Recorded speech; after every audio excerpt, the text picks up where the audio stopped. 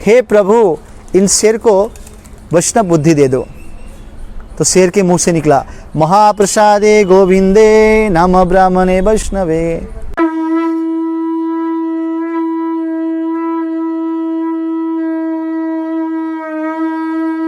हरे कृष्णा।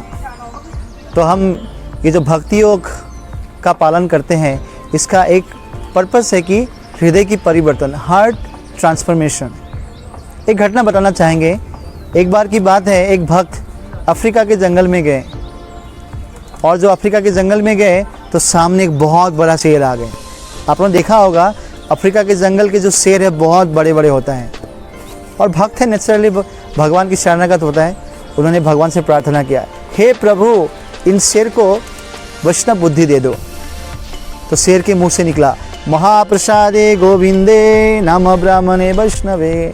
तो कहने का अर्थ है वो शेर जो हृदय परिवर्तन नहीं हुआ, लेकिन बाजी रूप से वो हो सकता है, दिखने में लग रहा है कि वो भक्ति का पालन करे। तो भक्तियों का विधि का पर्पस ये कि हृदय का परिवर्तन। और हम वही देखते हैं चैतन्य महाप्रभु जो साक्षात राधा कृष्ण ही हैं, वो जब झारखंड के जंगल से जा रहे थे तो उन्होंने हरिनाम संकीर्तन का बहुत धूमधाम से कीर्तन किया, जोर शोर से हरिनाम संकीर्तन किया।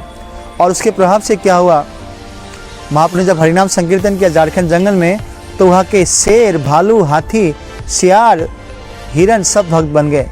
और शेर जिसका भोजन हिरन है, तो वो आपस में नृत्य कर रहे थे। तो मतलब हार्ट ट्रांसफॉर्मेशन। तो भक्ति योग की विधि से हृदय की परिवर्तन होती है। उसी प्रकार हम देखते हैं श्रील प्रभुपाद जब अमेरिका में गए, तो ऐसे व्यक्ति जिसका जीवन पशु तुल्य था, प्रभुपाद ने जब उनको हरिनाम दिया, भगवान का प्रसाद दिया, भगवत गीता का ज्ञान दिया, उनके हृदय परिवर्तन हुआ। The hippies become happy. तो इसलिए अगर हम भक्तियों का पालन करते हैं, हमें देखना है क्या हमारा हृदय कोमल हुआ है, क्या हमारा भगवान के नाम में रुचि उत्पन्न हो रहा है, क्या हमारे जीवन परिवर्तन हुआ है कि नहीं।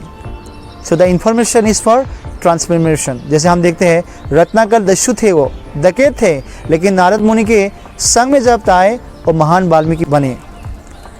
मृगारी थे जो जानवर को अधमरा छोड़ देते थे, उसमें उनको मज़ा आता था। जब नारद मुनि का संग प्राप्त हुआ, वो महान वैष्णव हुआ जो चींटी के ऊपर भी पाँव नहीं रखना चाहते हैं। तो इसलिए भक्तियों की विधि से ये हमें देखना आवश्यक है कि हमारे हृदय में परिवर्तन आवश्यक होना चाहिए, और भगवान तभी हमारे हृदय में आएंगे जब हमारे हृदय कलमश से दूर होकर पवित्र होंगे।